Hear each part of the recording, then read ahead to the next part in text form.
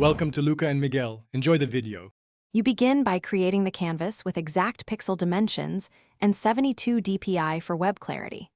Once done, import your logo, hero image, and chosen fonts into the document and place them in named groups so you can work fast. Make sure to add guides marking the safe area and an optional 1/2 bleed depending on client specs, because keeping critical elements inside the safe area prevents cropping on different platforms. Now you build the visual hierarchy.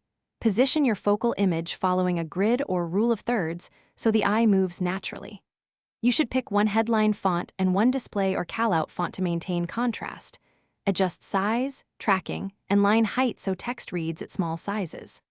Once typography feels balanced, mask photos into shapes, add subtle gradient overlays and a soft drop shadow to separate foreground from background and increase legibility. Finally, prepare exports.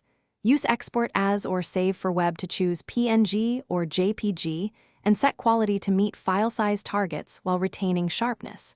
You should test the banner at 100% on an actual device and inside the page layout to verify scale and color.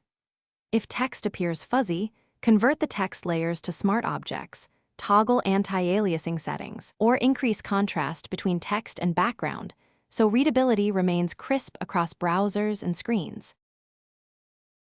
Thanks for watching and please subscribe. It's the best investment you'll ever make.